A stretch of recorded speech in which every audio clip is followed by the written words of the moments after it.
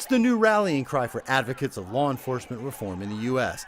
Defund the police, a push to shift funding away from expensive traditional policing and toward mental health resources, homeless outreach, drug treatment, and other programs.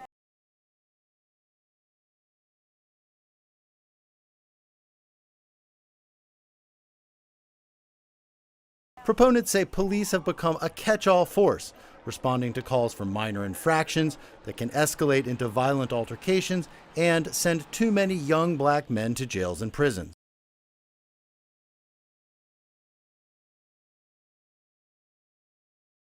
But the phrase defund the police has confused even some who support the principles behind the slogan. Does it mean disband the police department completely? Will there be 0 police officers in the city? Advocates hope for broad support once people learn more about the issue. First of all, it makes people think that whomever is saying that believes that we should have no police starting tomorrow.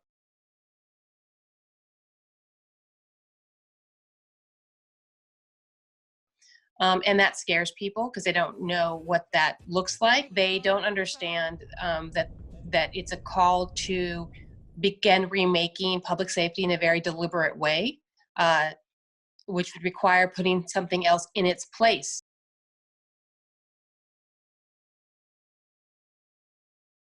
To end policing as we know it and to recreate systems of public safety that actually keep us safe. Other communities are considering similar moves, but there's considerable resistance from people who fear they may be vulnerable to crime, plus police unions and many Republicans, including President Trump.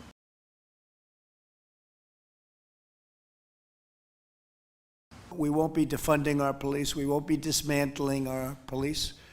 We won't be disbanding our police. We won't be ending our police force in a city. I guess you might have some cities that want to try, but it's going to be very sad situation.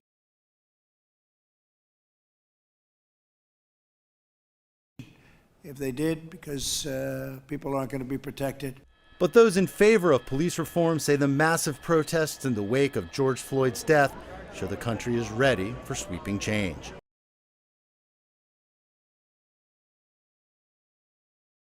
We need to defund the United Nations.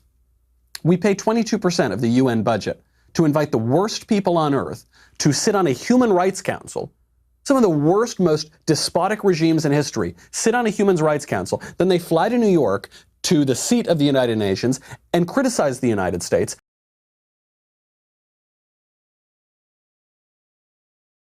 And we, like masochists, pay the bill. We say, thank you. Thank you, Venezuela. May I have another? Thank you, North Korea. Thank you, Cuba. May I have another? Thank you, Iran. May I have another? Why are we doing that?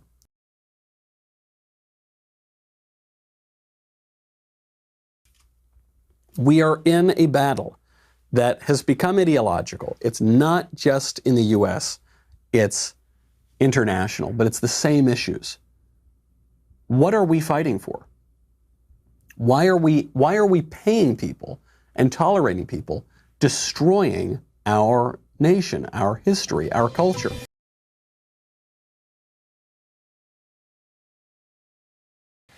One of the challenges of getting women to be entrepreneurs has always been there. Justin Trudeau is taking his Canada is back pitch on the road, here in a photo op with female business owners talking about empowering women. It's a pleasure to sit down with President al-Sisi of Egypt. At this African Union summit, he's been meeting with one leader after another,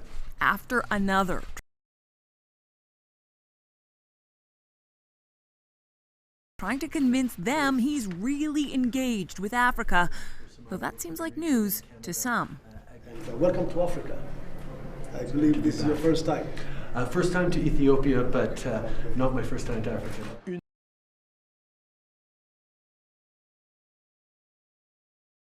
Trudeau is hoping to get African leaders' votes to give Canada a 2-year term on the United Nations Security Council.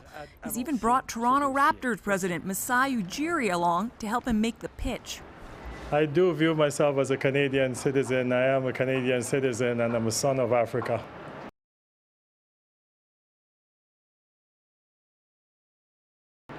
The campaign to get the seat has cost nearly $2 million so far, but Trudeau insists it's worth it. UN Security Council is a place where the biggest issues facing our world are debated, discussed, and advanced. Having a Canadian voice at that table is important for Canadians.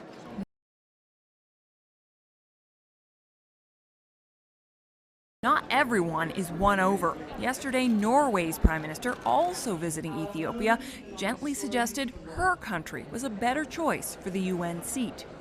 We are using more on development aid. We have used more for support for the international policies as part of our GDP. The future is bright. Trudeau insists that in his meetings he's not avoiding tough topics, including with Egypt, whose president has been accused of overseeing gross abuses of human rights.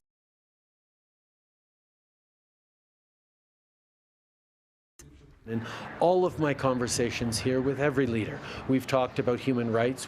Justin Trudeau's campaign to win support for that seat will continue when he visits Senegal and Germany. But tonight he's announced an additional stop. Tomorrow he's headed to Kuwait to visit with Canadian troops. Catherine Cullen, CBC News, Addis Ababa.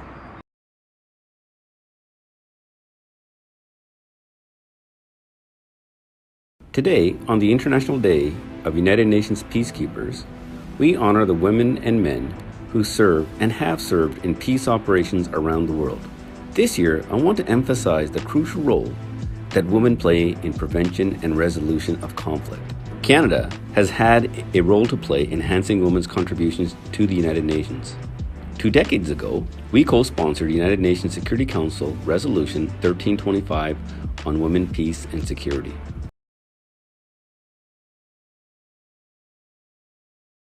We recognized then, as we do now, the importance of getting more women involved in peace operations around the world. Because when diverse groups of women are at the table, they bring unique skill sets and lived experiences that enhance operational effectiveness. They help build more sustainable and enduring peace agreements by working in partnerships with all actors within a conflict.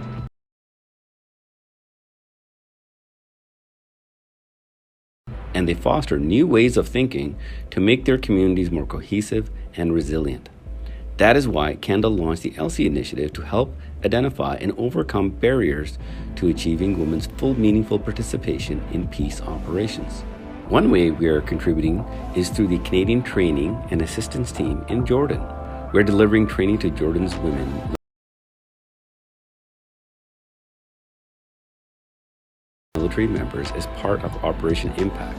A few years ago, we also launched the Vancouver Principles that aims to end the recruitment and use of child soldiers. In 2019, we took on the chair of the Women, Peace and Security Chiefs of Defense Network. We're doing a lot. We've come a long way, but there is still a lot more to do. And today, let us further reflect on ways we can do peacekeeping differently as we stand together in appreciation of all United Nations peacekeepers and the work they do to make our world a better place for all.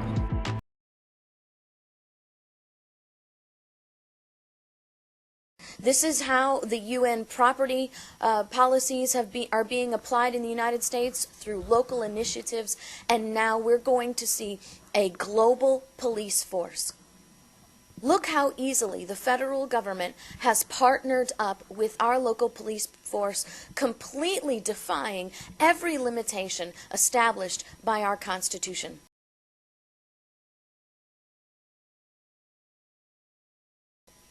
And now, through this local initiative, we are going to see international intervention within our local governments and our local police force. You don't have to believe me. I want to share with you parts of Loretta Lynch's speech.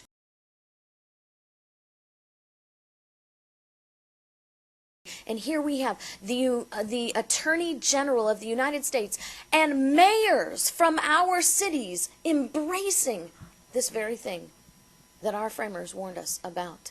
She says, I'd like to thank all of the mayors and other municipal leaders who are helping to ensure safe and prosperous futures for our communities and our world by serving on the steering committee of the Strong Cities Network.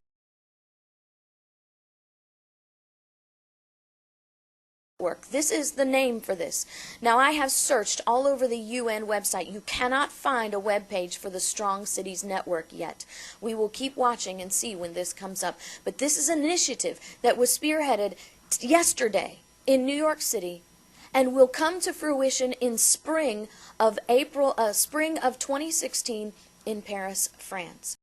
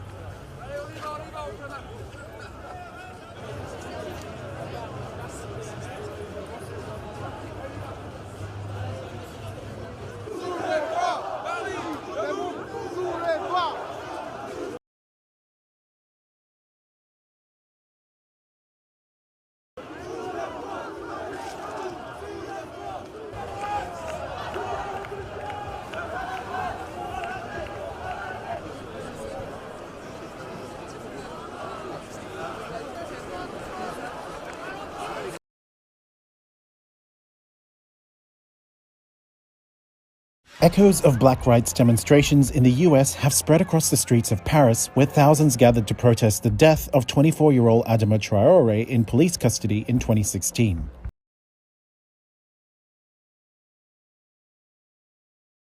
Traore died at a police station after losing consciousness in the police vehicle transporting him. Last week, the officers who detained him were exonerated by a police investigation. Aujourd'hui, en lumière, ce qui se passe en France. On doit tirer le rideau sur le racisme qui se passe ici en France sur les personnes racisées. Adama Traore's sister says her brother's last words were also "I can't breathe," and that a forensic report ordered by a judge was discredited by many doctors in France. Police sources estimate that some 20,000 people gathered to protest in Paris, along with support from Yellow Vest demonstrators.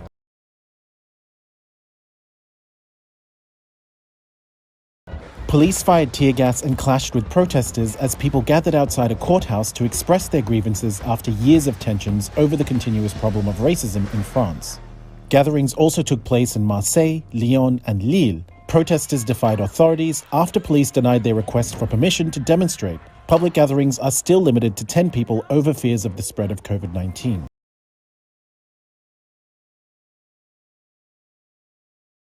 The United Nations Police is composed of police officers from 89 countries all over the world and with an authorized strength of more than 11,000 police officers. We are deployed in several peacekeeping missions all over the world to help the country, to help the population of the country in terms of security.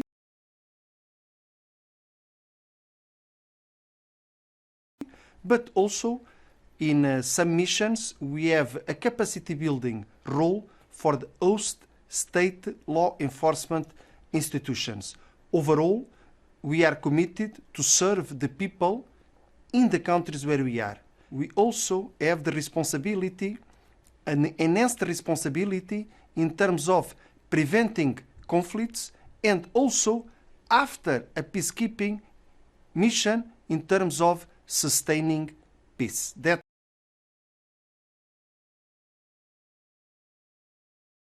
the goal and that's the mission of the United Nations Police.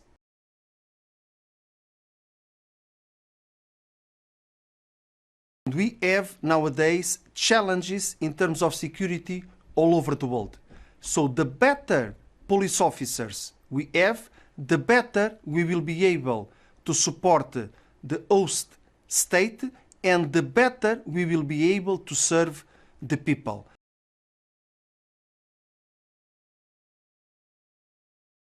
The United Nations Police, we have police officers serving. We have also civilian staff in key areas like community policing, human resources, public order, and we also have more 2 streams of deployment.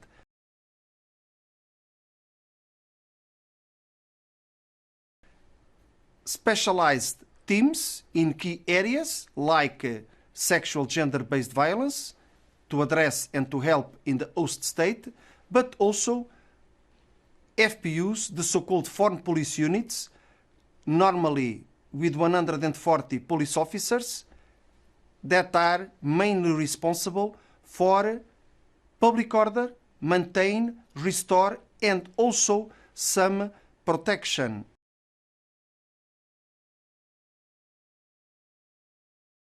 They can have protection responsibilities in terms of protection of UN staff, protection of equipment, facilities, but also overall the protection of civilians in the missions where we are deployed.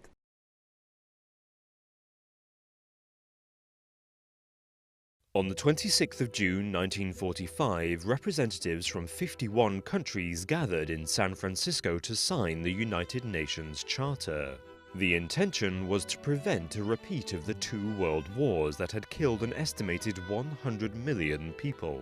Today, 193 countries have signed the Charter and regularly meet at the headquarters in Manhattan to discuss matters of international importance.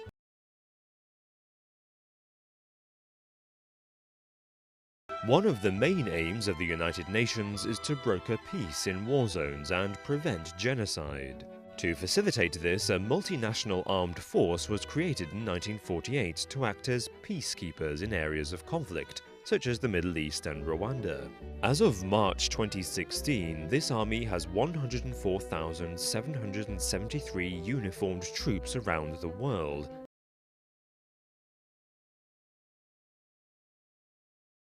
a larger force than either Canada or Australia can muster. The man in charge of this sizable force is the Under-Secretary General for Peacekeeping Operations, Hervé Ladsous.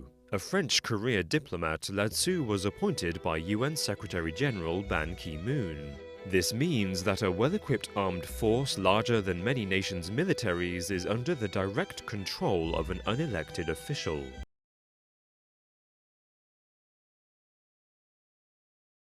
Exactly where the force is deployed is decided by the UN Security Council. The Council consists of 10 non-permanent members elected every 2 years, as well as 5 permanent members: the US, the UK, France, China, and Russia. Over 60 UN member states have never been members of the Security Council.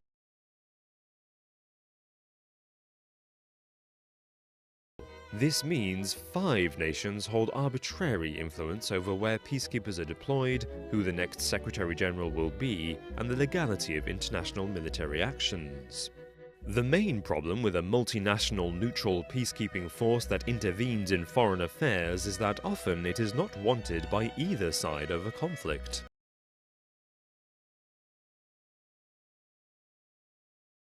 This may be why, according to an internal UN report, peacekeepers only intervened in 20% of cases to protect civilians from harm.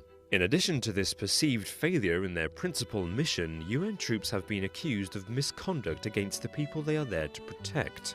For example, between 2013 and 2015, French UN peacekeepers allegedly sexually assaulted 99 girls in the Central African Republic.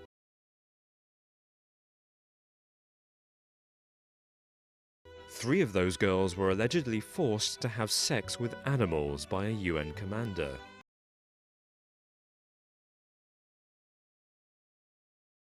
In Bosnia, peacekeepers were accused of helping traffic young women into sex slavery. Meanwhile, Pakistani peacekeepers have been found guilty of sexual abuse.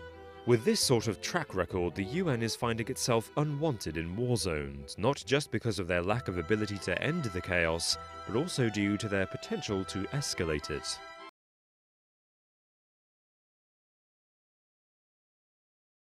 But if the UN is powerless to stop conflicts or is unwilling to do so, what exactly are their intentions?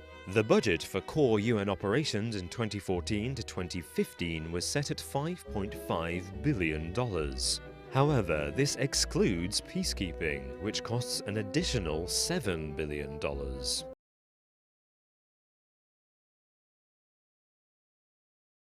This has led to accusations that the UN is corrupt, that the organization is being used as another plaything by the rich and powerful.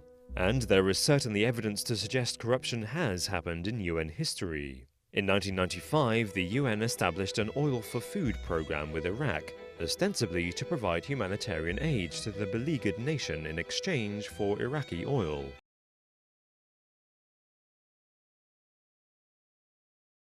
However, the head of the program, Benon Sevan, was found to have corruptly benefited from bribes when he was given oil bonds in return for special favor. At around the same time, UN Secretary-General Kofi Annan's son, Kojo, was accused of using his father's influence to secure a bid on a UN contract for the company he worked for.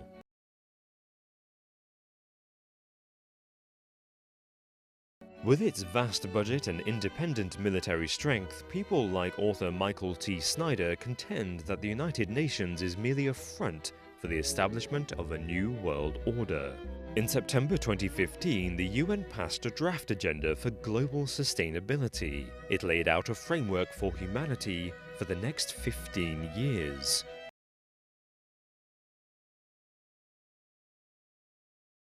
Michael Snyder alleges that, under the guise of tackling poverty and problems with the environment, causes that have universal appeal, the UN is planning to use this popular support to initiate a series of control measures over the general population. So, while the initial aims of the United Nations may have been noble, the realpolitik behind its creation has persisted to this day.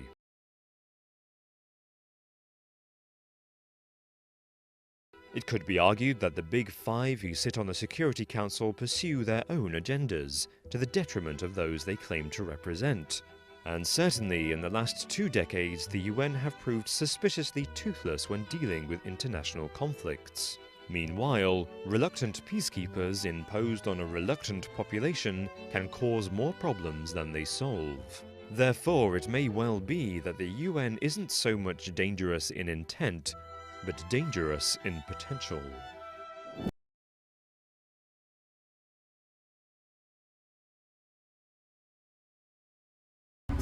Daily, law enforcement leaders are confronted with a variety of challenges, competing demands, and ever-changing community expectations that require their attention and response. Successfully overcoming these is a daunting task, which requires that executives do all that they can to ensure that their officers and departments are properly trained, equipped, and prepared to protect the communities they serve.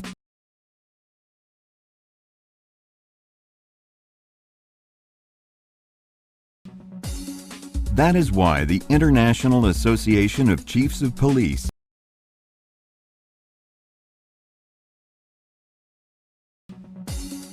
That is why the International Association of Chiefs of Police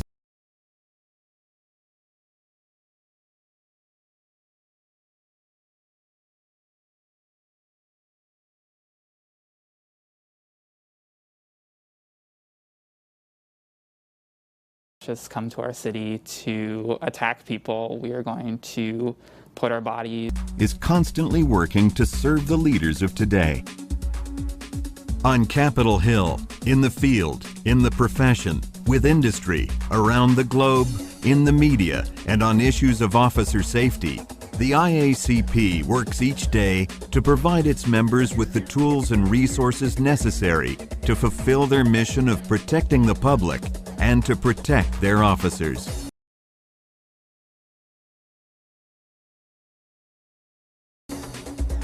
The IACP also provides a voice for the law enforcement community on a national and international level. The organization is dedicated to meeting the needs of law enforcement executives. For over 100 years, we have been launching internationally acclaimed programs, speaking out on behalf of law enforcement, conducting groundbreaking research,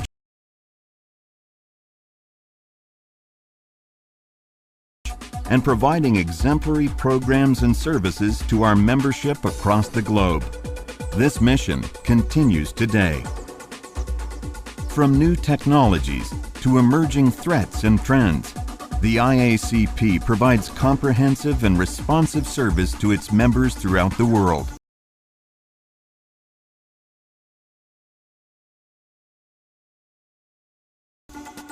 The focus is on developing the law enforcement leaders of tomorrow.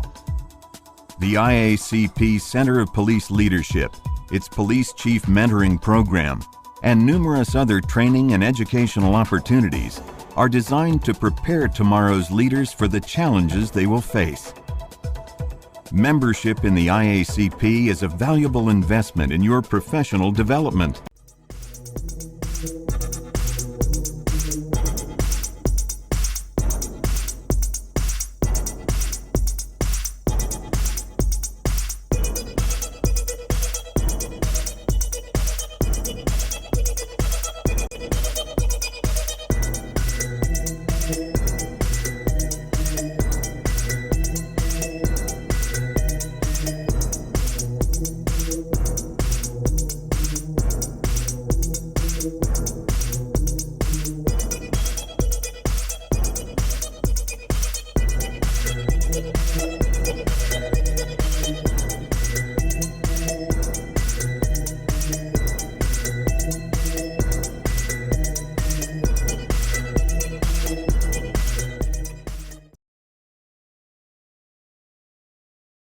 A New York police detective said the officer involved brought dishonor to the profession. We take an oath to serve and protect. I would like to say that that officer failed on both aspects. Other police officers had equally pointed words. It's time that we take these bad officers and speak out against them and start holding them accountable and hold them to the same laws that we expect citizens to abide by.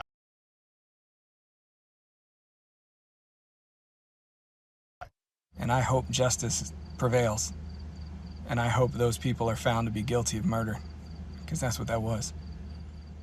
Second, I want to say that we got to change this. We got to break these barriers and these walls, and we got to do what we can as police officers.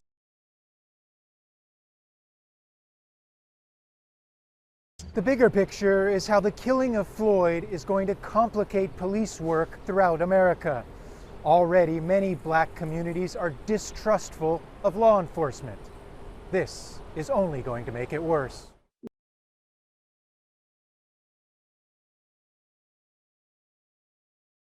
When you see what should be a routine apprehension become a de facto execution, it is extremely unsettling to watch. And former New York police detective Keith Taylor says there are systematic issues of race that need to be addressed.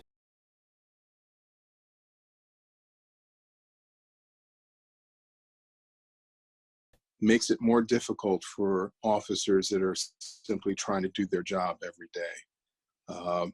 The fact that these negative incidents that occur do get publicized really brings to the forefront how important it is to address the inequities that occur in our criminal justice system.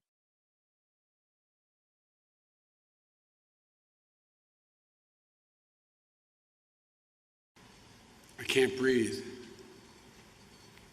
I can't breathe. George Floyd's last words, but they didn't die with him.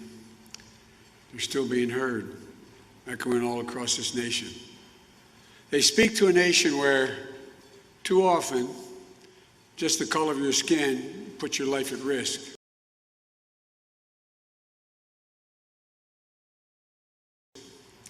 They speak to a nation where more than 100,000 people have lost their lives to the virus and 40 million have filed for unemployment, with a disproportionate number of those deaths and job losses concentrated in black and brown communities.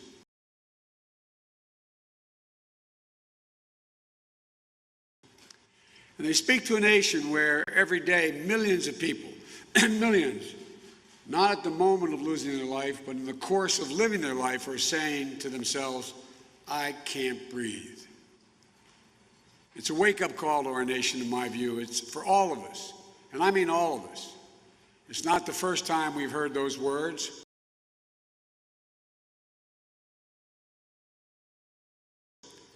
They're the same words we heard from Eric Garner when his life was taken away 6 years ago. But it's time to listen to those words, to try to understand them, to respond to them, respond with action. A country is crying out for leadership.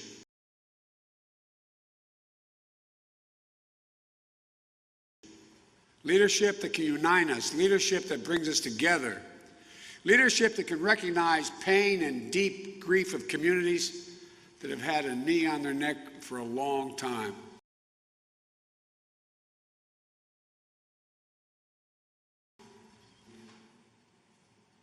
The President of the United States must be part of the solution, not the problem. But this President today is part of the problem and accelerates it. When he tweeted the words, "When the looting starts, the shooting starts," they weren't the words of a president.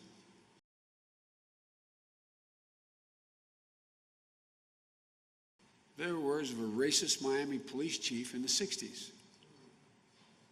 When he tweeted that protesters, quote, would have been greeted with the most vicious dogs, when people would have been really hurt, end of quote. They weren't the words of a president. They were the kind of words Bull Connor would have used unleashing his dogs on innocent women and children.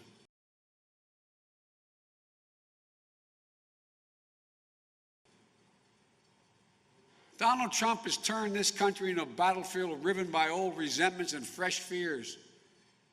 He thinks division helps him.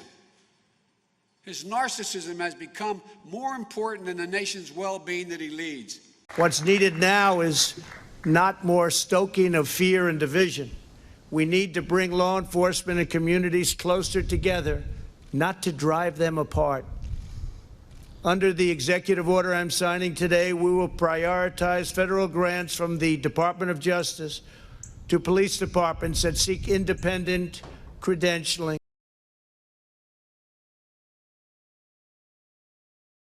certifying that they meet high standards, and in fact, in certain cases, the highest standard.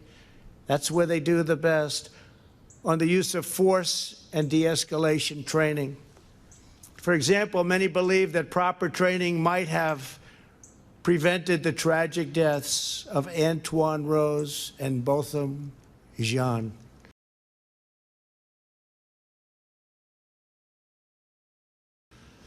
As part of this new credentialing process, chokeholds will be banned, except if an officer's life is at risk. And I will say we've dealt with all of the various departments, and everybody said, it's time. We have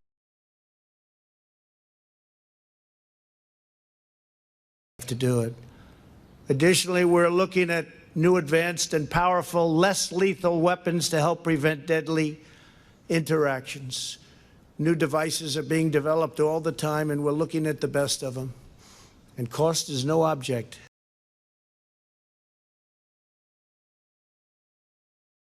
No object. Under this executive order, departments will also need a share of information about credible abuses so that officers with significant issues do not simply move from one police department to the next.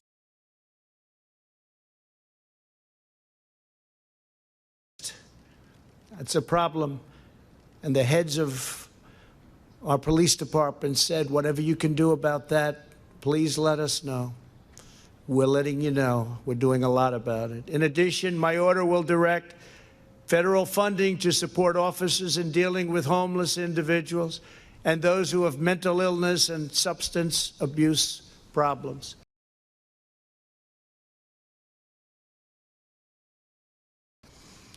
We will provide more resources for co-responders, such as social workers who can help officers manage these complex encounters. And this is what they've studied and worked on all their lives. They understand how to do it. We're going to get the best of them put in our police departments and working with our police.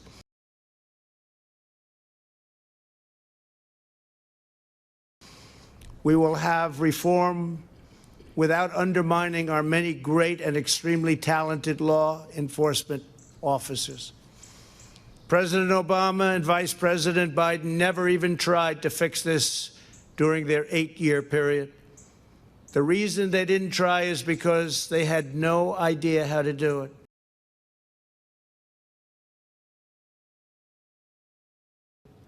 And it is a complex situation. Beyond the steps we are taking today, I am committed to working with Congress on additional measures. Congress has started already, and they'll be having bills coming out of the Senate and possibly out of the House. And hopefully they'll all get together and they'll come up with a solution that goes even beyond what we're signing today. But this is a big, big step, a step that hasn't been taken before.